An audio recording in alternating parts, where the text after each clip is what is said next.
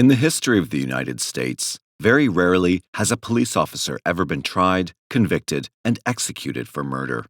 One such officer was Charles Becker, a high-profile lieutenant for the New York City Police Department during the heydays of Tammany Hall. His execution didn't end that storied era of corruption, but it sharply punctuated it by giving it flesh and bones. His trial and retrial were the biggest to ever hit New York. Before this case would close, it would leave the New York City Police Department in shambles and create a worldwide sensation. For 3 years, it would dominate the headlines of a frenzied press. Caught in the whirlwind of reform that was decades in the making, Becker was a victim of his time as much as anything else. Whether or not he was actually guilty remains an open question. Yet, his sinister ties with the Tenderloin underworld cannot be denied. If he had tried to defend himself on the stand, perhaps the outcome would have been different, but it's doubtful.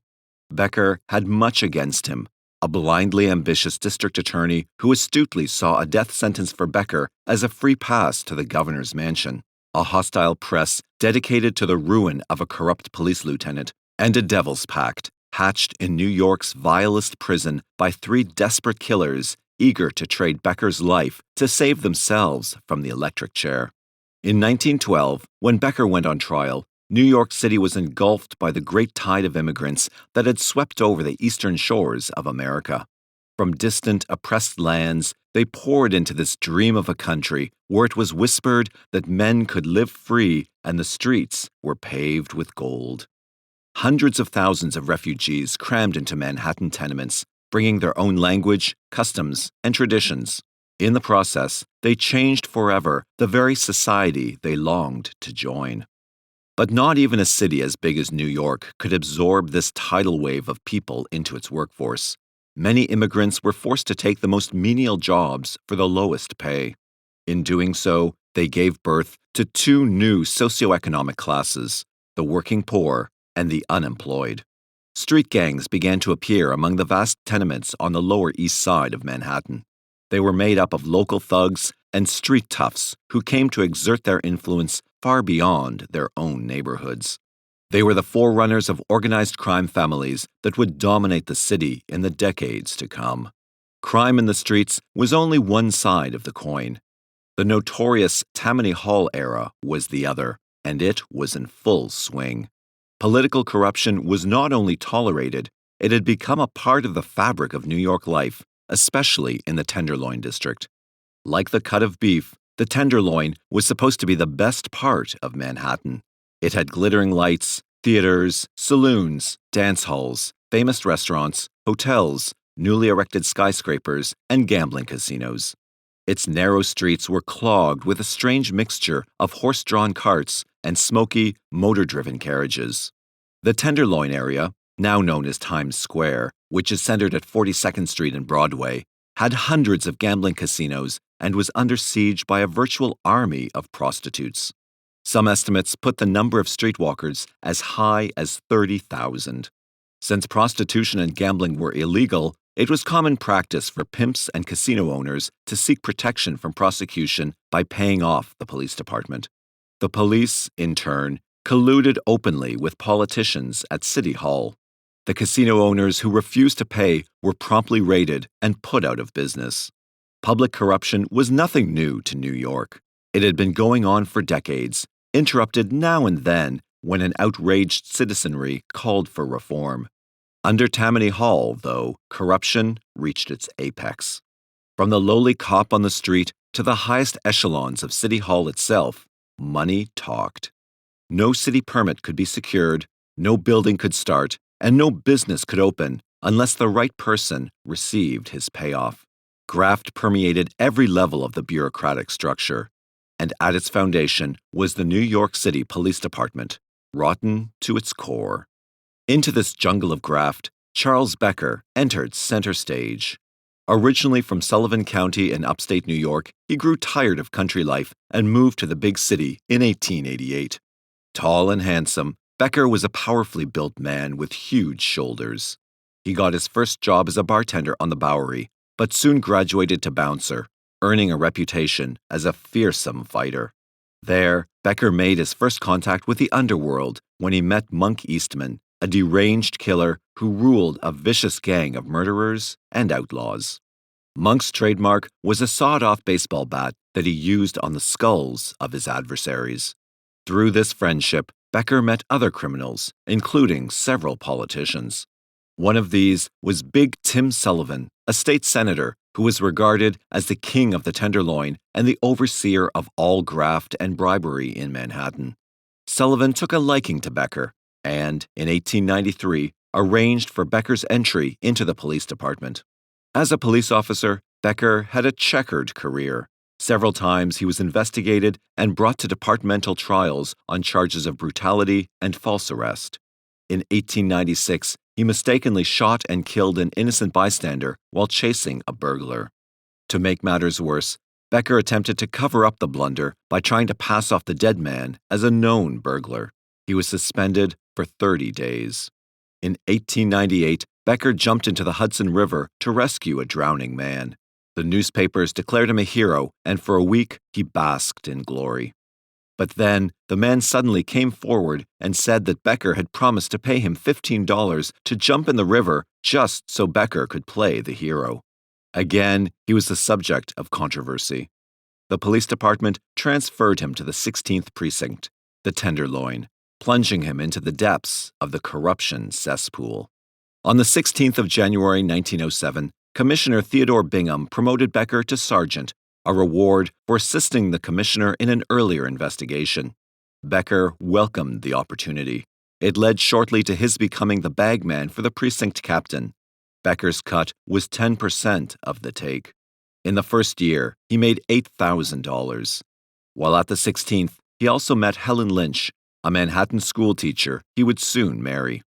Then, in 1910, Police Commissioner Rhinelander Waldo, a 35-year-old ex-army man, formed special squads to break up the street gangs that ruled Lower Manhattan. Becker was made commander of one of those teams. Satisfied with their performance, Waldo expanded their duties to include crackdowns of the West Side gambling dens. Instead, Becker used his squad as a rough-and-tumble strike force to shake down the casino owners. Becker's power quickly grew. Casino owners cringed at the mere mention of his name. For those who defied him, revenge was swift and often final. Soon the operation became too big for Becker to handle alone. He hired Big Jack Zelig, a known murderer who took over part of the Monk Eastman gang after unknown killers gunned down Eastman outside a Manhattan bar. Zelig used his boys to make the collection rounds. One of them was Harry "Gyp the Blood" Horowitz. His specialty was to place the recalcitrant in his lap and break the man's back, a lesson he often put on display in East Side saloons. Gyp the Blood frequented these clubs with his sidekicks, Lefty Louie, Dago Frank, and Whitey Lewis. Together, they had little trouble enforcing Becker's rules over the Broadway gambling dens.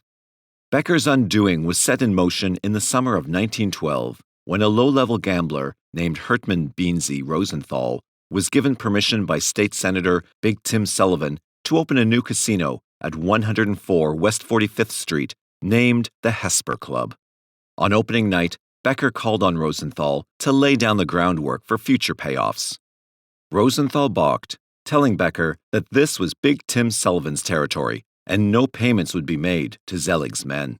Becker relented for a while, but when Sullivan became gravely ill and unable to run the show any longer, Becker swiftly reasserted himself. Rosenthal still refused to pay.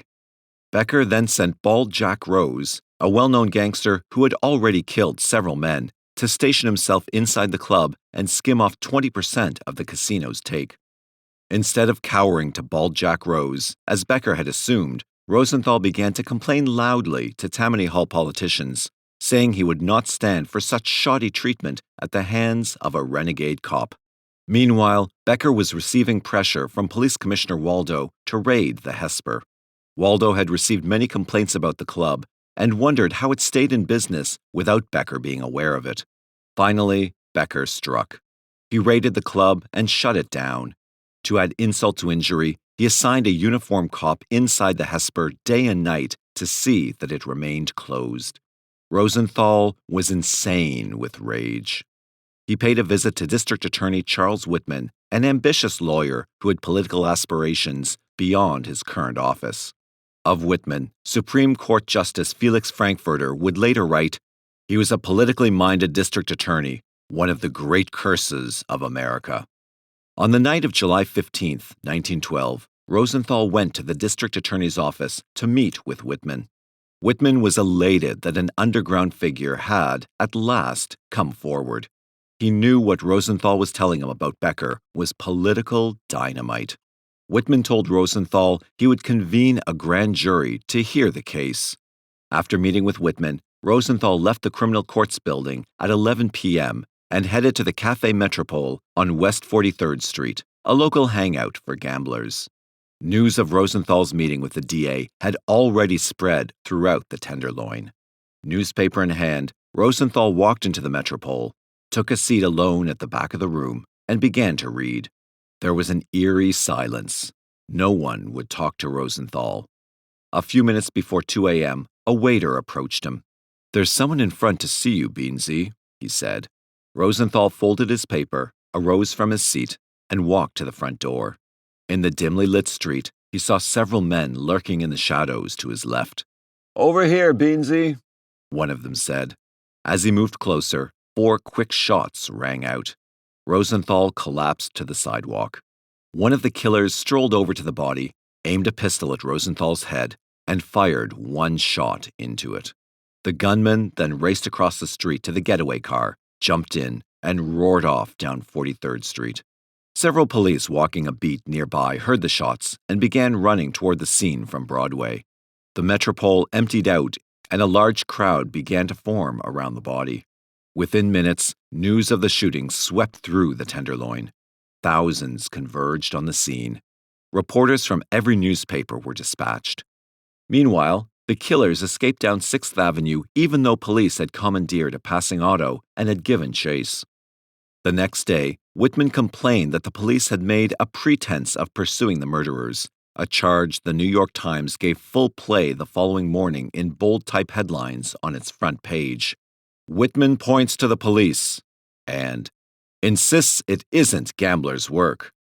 2 weeks later, The Nation said, "The police, with all their detective resources, were unable or unwilling to run down the criminals concerned in this astounding assassination." Since it was common knowledge that Rosenthal was ratting on Lieutenant Becker to the DA just hours before he was murdered, it was generally and widely assumed that Becker was the killer. Conveniently for Becker, however, he was home at bed at the time of the shooting, an alibi that was later corroborated by a newspaper man who said he had telephoned Becker's home shortly after the murder and had spoken with Becker about the murder. During his own investigation, Whitman found that several witnesses had noticed the license number of the getaway car. It was traced to Boulevard Taxi Service at 2nd Avenue and 10th Street. Records there showed the car had been leased to Bald Jack Rose, Becker's collection man. The actual driver was William Shapiro, a small-time hood with minor connections to the Tenderloin underworld. Whitman also discovered that Bridgie Weber and Harry Vallon, former opium dealers from Chinatown, were seen hanging around the Metropole a few minutes before the shooting, and that it was Vallon who sent the message inside the bar for Rosenthal. Based on this information, Weber and Vallon were arrested. 2 days after being implicated in the killing, Bald Jack Rose surrendered to the DA. Through Rose, Whitman found out where Shapiro was hiding. When he was jailed, Shapiro denied any complicity in the killing. Whitman had to act fast. He knew the police department would sabotage the investigation to protect one of its own, particularly a powerful lieutenant such as Becker. In exchange for information, he gave Rose, Weber, Vallon, and Shapiro immunity. Shapiro then confessed. He admitted that he drove the Packard that carried the killers to the Metropole. He identified the men in the car with him as Louis Lefty Rosenberg, Frank Dago Frank Chirafishi, Jacob Whitey Lewis Seidenschmer, and Harry Gyp the Blood Horowitz. All were rounded up by the police and thrown into the Tombs, Manhattan's most dreadful prison. Vallon, Weber, and Rose were locked up together in a separate part of the tomb, a circumstance that allowed the three to develop one rock-solid story. Whatever hopes Whitman had, if indeed he had any, of uncovering the truth, were destroyed by this one decision. In the wake of these arrests, the Tenderloin shook to its foundation. Already some casino owners closed up shop. Even the politicians, long under the protective umbrella of Tammany Hall, were trembling with fear. The entire police gambling graft complex was threatened. The men involved in the Becker case knew plenty. Faced with the death penalty, then a very real possibility, who could say how far they would go to save their own skins? One thing had now become crystal clear. The case was out of control, and there would be hell to pay. The grand jury Whitman impaneled in the Rosenthal murder wasted no time doing its business. On July 29, 1912, based largely on a written statement by Bald Jack Rose, Lieutenant Charles Becker was indicted. Later that day, Becker was picked up at the Bathgate Avenue station in the Bronx, where he was on duty. Brought into court for arraignment, he uttered two words, "Not guilty," and whisked away before hordes of reporters could question him. The next day, the New York Times headlines read, "Rosenthal murder secrets are out. Becker indicted, arrested, jailed."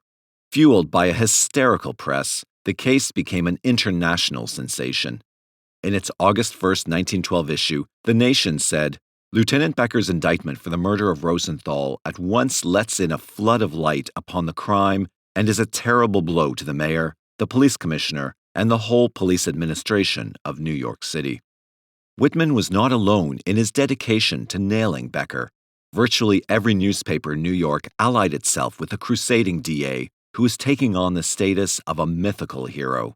The power of the press at that time was formidable. Barely 15 years before, William Randolph Hearst, who ran the New York Journal, and Joseph Pulitzer, owner of the New York World, practically forced the United States into the Spanish-American War by using impassioned editorials and sensationalized reporting to whip up public fervor for the war. Outside of the government itself, no institution could claim such power. Throughout the entire Becker affair, the press would play a pivotal role in the evolution of the case. With the New York press clamoring for action, Becker's case was put on the fastest of tracks. Slightly over 2 months after his arraignment, Becker's trial began. On the bench sat Judge John W. Goff, an avowed enemy of the underworld and veteran of the 1894 investigation into New York City corruption. Becker's attorney was John F. McIntyre, a prominent criminal attorney and a former DA himself. As experienced as McIntyre was, he could not penetrate the brick wall Judge Goff erected against Becker. With Goff ruling almost exclusively in the prosecution's favor, the trial would make a mockery of justice. On October 12, 1912, Bald Jack Rose sat in the witness chair. Impeccably dressed, with his head shaved to ceramic smoothness, Rose mesmerized the courtroom with a detailed account of Becker's sinful ties with the West End underworld.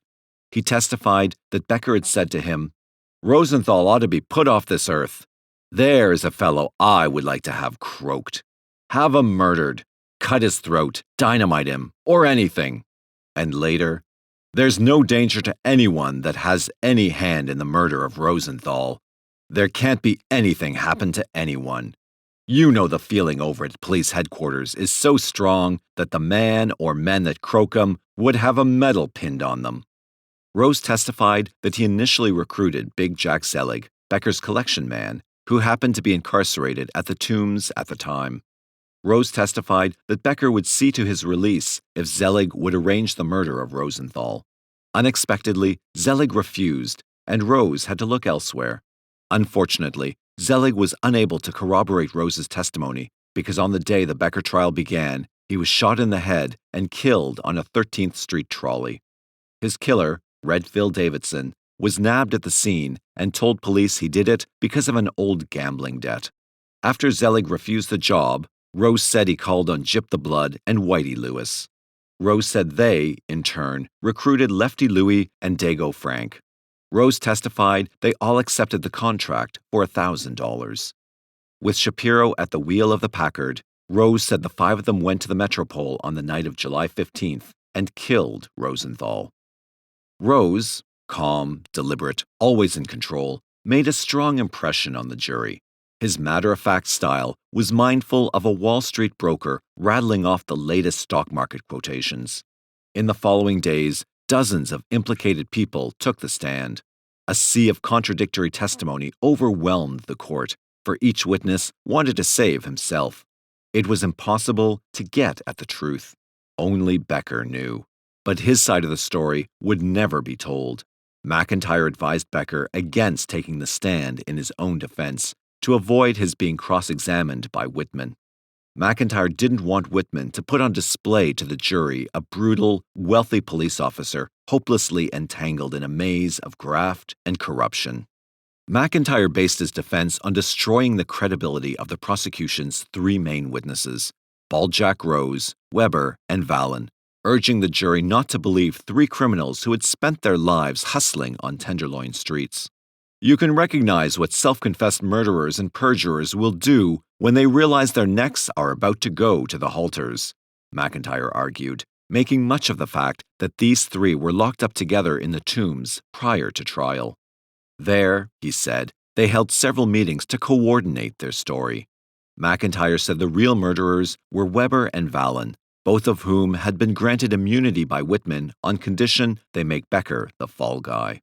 McIntyre said that all Weber and Vallon had to do to save their own necks was to stick to their story, for Whitman had no evidence against Becker except the statements of these men.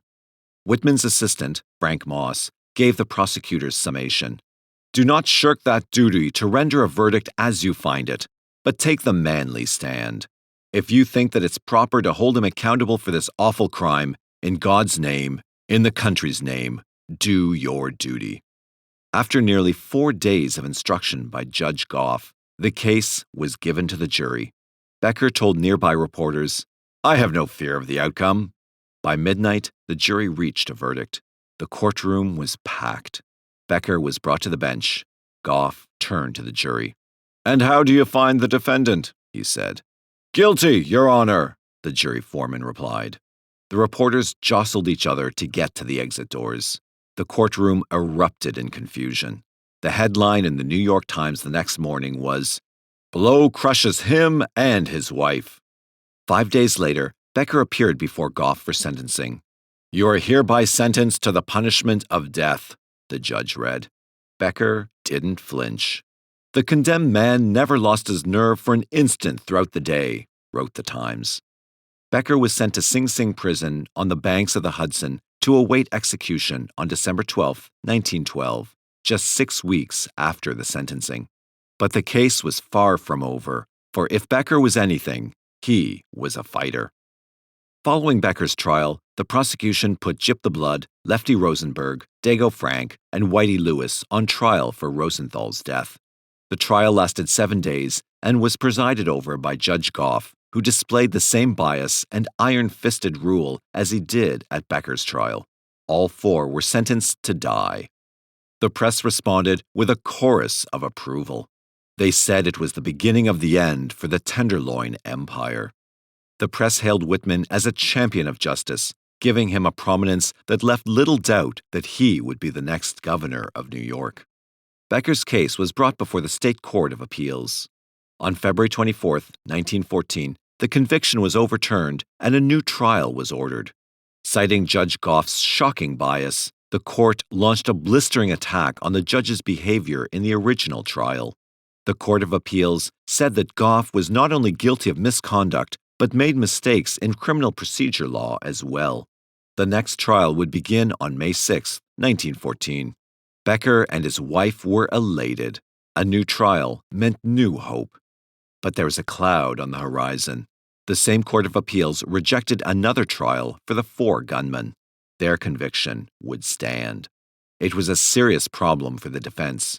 Thanks to the shameful reporting of the press, Becker and the other convicted 4 killers had become part of the same inseparable mold. On the early morning of April 13, 1914, Dago Frank, Whitey Lewis, Lefty Louie, and Gyp the Blood had a last meeting with their loved ones. The New York Times described it. Hysterical scenes at visit of relatives. Young wives bid condemned farewell. From his cell, Dago Frank issued a final disturbing statement. As far as I know, Becker had nothing to do with the case. It was a gambler's fight. I told some lies on the stand to prove an alibi for the rest of the boys. Then, one by one, in a grim procession of death, the 4 young men were taken to the execution chamber. Despite a last-minute sabotage of the electric chair by a person unknown, the sentence was carried out. Becker's new trial began on schedule. Bald Jack Rose, now a born-again Christian and heavily in demand on the lecture circuit, was resurrected to repeat his damning testimony. Bork Cochran, a famous criminal lawyer, handled the defense. The prosecuting attorney was once again Whitman, whose future hinged even more on the outcome of this trial than on the first. On the bench sat Judge Samuel Seabury, who had a reputation of being fair to both defense and prosecution. The importance of the case had not diminished in the public's eye. The trial attracted even larger crowds than the first. Every day, the courthouse was surrounded by thousands of onlookers, hoping they could get a seat inside the courtroom. On May 22, 1914, in the very first reconviction in the city's history, Becker again was found guilty of murder. As before, he accepted the verdict without reaction. The next day, the New York Times said of Becker, "Here's verdict of guilty for the second time with iron composure." He was sentenced to die on July 16, 1914, and was taken back to Sing Sing. But again, death would have to wait. More appeals were filed, and the execution was postponed. In November of that same year, Whitman was elected governor of the state of New York. By the time the new year rolled around, the case was limping along to its bitter end. Bald Jack Rose was barnstorming around the country, playing the criminal lecturer. Shapiro was in New Jersey and had started a farm. Chip the Blood and the others were all dead. Zelig had been murdered. Whitman sat in the governor's chair, and Becker, marooned in the dungeons of Sing Sing, awaited his fate. The stage was now set for the cruelest blow of all. Becker had exhausted all the appeals that were possible, and his death seemed imminent. But there was still one way out.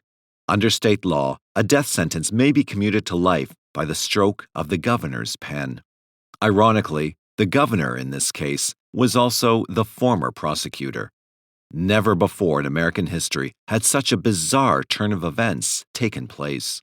How could Whitman decide on the issue when it was he who put Becker on death row in the first place? Some of the press echoed this sentiment. The New Republic, on July 24, 1915, wrote, "It seems a tragic fate that his last hope of mercy should be considered by a man who has the deepest personal grounds for showing him none. We don't want to take a life on the kind of evidence produced against Becker. We don't like to think that Whitman's future depends upon Becker's death." It was suggested that the appeal for clemency be turned over to the lieutenant governor for review, but Whitman wouldn't hear of it. The execution had been reset for July 30, 1915. With only a few days left, Becker's supporters grew frantic.